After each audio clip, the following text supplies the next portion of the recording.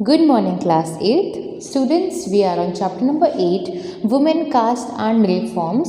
And in today's class, we are discussing our last topics of this chapter, which are who could enter temples and the non-Brahmin movement, कि कौन किसको हक है temple में enter करने का, जो कि आप चैप्टर की पिछली क्लास में जो हमने पढ़ा है उससे रिलेट कर सकते हैं। अगर आपने पिछली क्लास को सही से देखा होगा, अगर अटेंटिवली देखा होगा, तो आप इस टॉपिक को पढ़ते ही उस चीज़ से रिलेट कर लेंगे कि क्यों ये टॉपिक आया है हमारा सामने। Now let's start with the very first topic, who could enter temples. ना अम्बेडकर, हम लोग Ambedkar, doctor Bhimrao Ambedkar and E.V. Ramaswamy and Jyotirao Phule के बारे में पिछली क्लास में देख चुके थे कि किस तरीके से उन्होंने कास्ट डिस्क्रिमिनेशन के खिलाफ आवाज़ उठाई थी। अब हम B.R. अम्बेडकर की डिटेल देखेंगे। एंड वो was B.R. Ambedkar, the father of Indian constitution. Ambedkar was born in Mahar family. As a child, he experienced what caste prejudice meant in everyday life. In school, he was forced to sit outside the classroom on the ground and was not allowed to drink water from taps that upper caste children use. Now, अगर हम बात करें example की कि हमारा topic ही चल रहा है कास्ट एंड रिफॉर्म, सबसे बेहतरीन एग्जाम्पल हम यही देखेंगे डॉक्टर भीमराव अम्बेडकर, जिन्होंने हमारे संविधान को बनाया था। उनका जो जन्म है वो माहर फैमिली में हुआ था। वो लोअर कास्ट की, अगर जिन्होंने डिवाइड किया उस अकॉर्डिंग बोला जाए तो। अब बचपन से ही उन्होंने कास्ट डिस्क्रिमिनेशन का सामना किया था। जैसे जब वो स्कूल गए, उन्होंने स्कूल की पढ़ाई स्टार्ट की, तो उन्हें ज़मीन पे बिठाया जाता था, टेबल कुर्सी प्रोवाइड नहीं करवाई जाती थी, और उन्हें क्लासरूम के बाहर बिठाया जाता था। ठीक है, outside the classroom on ground, और क्लासरूम के बाहर वो भी दरी वगैरह कुछ भी नहीं, टेबल चेयर की तो बात ही दूर है। उन्हें जो सामान्य नल होता है जो कि सभी के लिए प्रोवाइडेड है, उसमें से कोई भी पानी पी ले, जैसे अपर कास्ट के लोग पानी पी रहे तो उन्हें उस टैप में से पानी पीने की इजाज़त नहीं थी। इस टाइप का डिस्क्रिमिनेशन किया जाता था एट दैट टाइम। जब उन्होंने अपना स्कूल ख़त्म किया, उन्होंने US means United state, USA जाके अपनी जो फेलोशिप है वो कंप्लीट की, हायर स्टडीज़ की। जब वो वापस 1919 में इंडिया लौटते हैं तो उन्होंने he wrote expensively about upper caste power in contemporary society. उन्होंने खूब लिखा कि किस तरीके से डिस्क्रिमिनेशन होता है, अपर सोसाइटी लोअर सोसाइटी को डिस्क्रिमिनेट करती है, बहुत सारे बेस पर डिस्क्रिमिनेट करती है। In 1927 Ambedkar started a temple entry movement. उस टाइम पर जो लोअर कास्ट के लोग थे उन्हें टेम्पल में घुसने की इजाज़त नहीं होती थी। आज भी ऐसा बहुत सारे गांव में, या जो पिछड़े लोग हैं मेंटली, हम जिसे बोलेंगे, फिजिकली तो नहीं बोलेंगे या फिर इकोनॉमी वाइज नहीं बोलेंगे, जो दिमाग से पिछड़े हुए लोग हैं ना, वो आज भी इन चीज़ों को फॉलो करते हैं। गांव में ऐसा बहुत सारा देखने को मिलता है कि अभी भी लोगों को, जो लोअर कास्ट के लोग हैं, उन्हें मंदिरों में प्रवेश करने की आज्ञा नहीं होती। उन्होंने 1927 में एक मुहिम स्टार्ट की। उस मुहिम का नाम था temple entry movement, in which his Mahar caste followers participated. उन्हीं की कम्युनिटी के लोगों ने पार्टिसिपेट किया इस चीज़ के अंदर। ब्राह्मण priest were outrageous when the Dalit use water from the temple tank.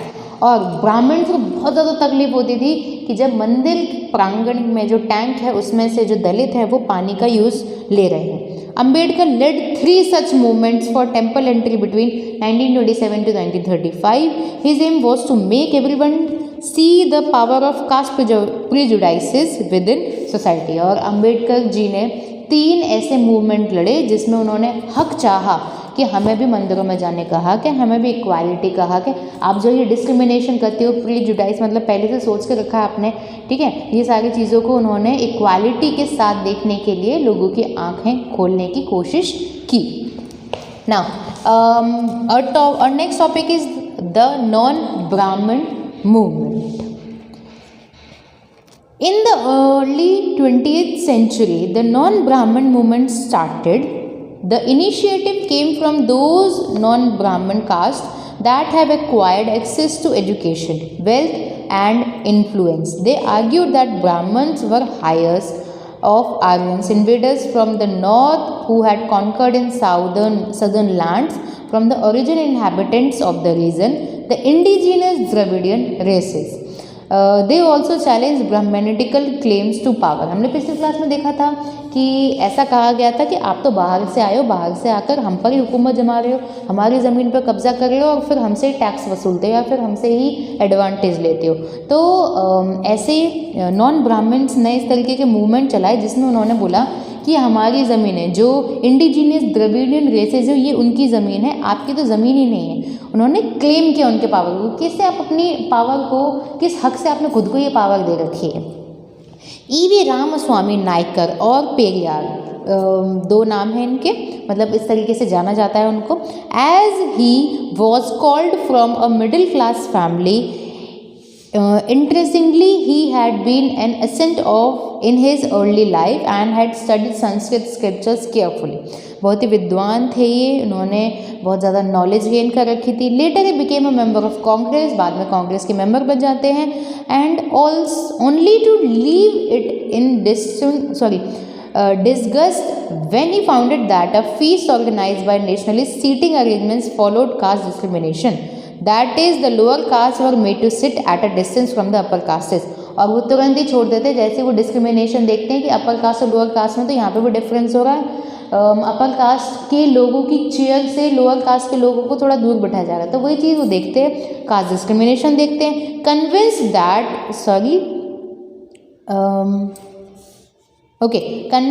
That untouchables had to fight for their dignity. और ये सब देखने के बाद वो कन्विंस हो जाते हैं कि जो ये छुआछूत हो रही है ना, कि कोई इंसान छू लेगा, मतलब अनटचेबल्स अगर अपर कास्ट के लोगों को छू लेते हैं उनका धर्म भ्रष्ट हो जाएगा, ये सब कहने की बातें, ऐसा कुछ नहीं होता। बट ये सारी चीज़ें उन्होंने देखी तो अब वो एक तरीके से कन्फर्म हो गए, कन्विंस हो गए कि अब तो हमें इस चीज़ के लिए लड़ना ही पड़ेगा, अनटचेबिलिटी को दूर करना ही पड़ेगा।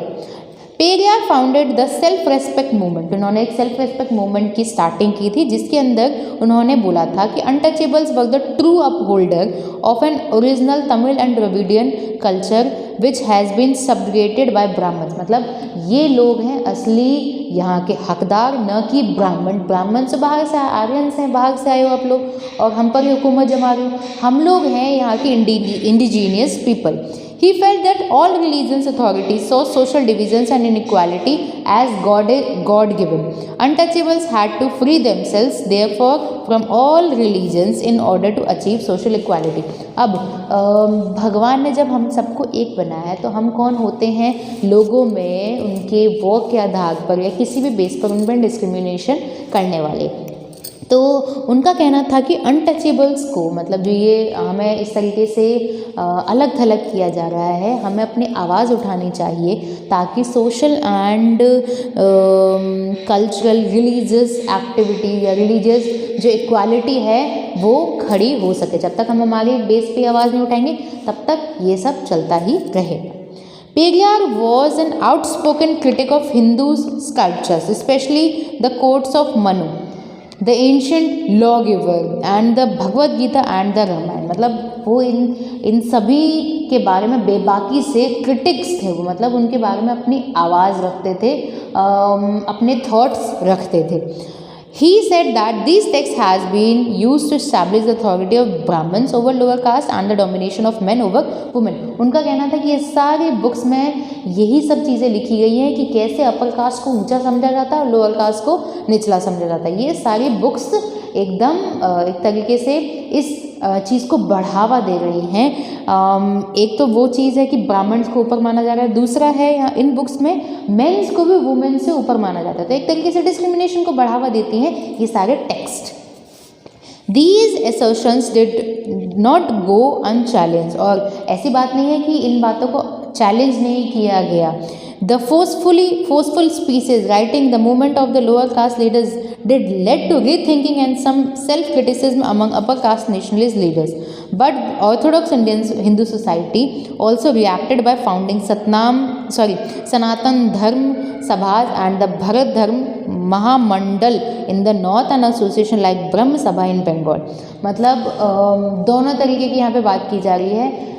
रिफॉर्मर्स भी अपने काम में लगे हैं, पर जो ब्राह्मण्स हैं उनकी भी अपनी अपनी सभाएं हैं, वो अपनी सभाओं में अपने ही रिलेटेड कामों को या फिर अपने रिलेटेड थिंकिंग को ही प्रोपोगेट करते थे। The object of these associations was to uphold caste distinction as a cornerstone of Hinduism and show how this was sanctified by scriptures. Debates and struggle over caste continue beyond the colonial period and are still going in our own times। बात करें हम आज की भी, इन चीज़ों को दूर किया जा सकता है, मिटाना बहुत मुश्किल है। हम भले ही बात करें ज़्यादा डेवलप्ड होने की, पर अभी भी गांव में ऐसा बहुत ज़्यादा, शहरों में तो अब हम मान लें बहुत ज़्यादा कम है डिस्क्रिमिनेशन, बट गांव में अभी भी ये चल रहा है एक तरीके से। तो एज अ यूथ और एज अ चिल्ड्रन हम यही कर सकते हैं कि हम इन सभी चीज़ों को बढ़ावा न दें। डिस्क्रिमिनेशन किसी भी बेस का हो, या फिर वो गर्ल और चाइल्ड के बीच में हो या फिर कास्ट के बीच में हो, अगर हम ही बढ़ावा नहीं देंगे तो वो शायद जो चीज़ है वो ख़त्म होने को आ सकती है, जो कि आपकी बुक के अंदर लिखा है कि आज भी हमें ये सारी चीज़ें देखने को मिलती हैं। सो बाय दिस टॉपिक हम लोगों ने वुमेंस के खिलाफ जितनी भी चीज़ें थी वो देखी, कैसे वुमेंस के खिलाफ चीज़ें हो रही थी, उसके बाद वुमेन खुद स्टूड अप हुई उसके खिलाफ में। कास्ट डिस्क्रिमिनेशन देखा और हमने इन दोनों को रिलेट करते हुए सोशल रिफॉर्मर्स और उनके काम भी देखे कि कैसे उन्होंने उनके खिलाफ आवाज़ उठाई, बहुत सारे लोग सामने आए और उनकी बातें भी सुनी गई, जैसे सती प्रथा बैन हो गई थी और भी ऐसे रिफॉर्मर्स ने अच्छे अच्छे काम किए थे। Now by this topic we have completed chapter number 8, and in the next class we will start chapter number 9, and I am providing you the question and answers of this chapter. You have to do all these question and answers in your history copy. Thank you. So here are the question and answers of chapter number 8, women, caste and reforms.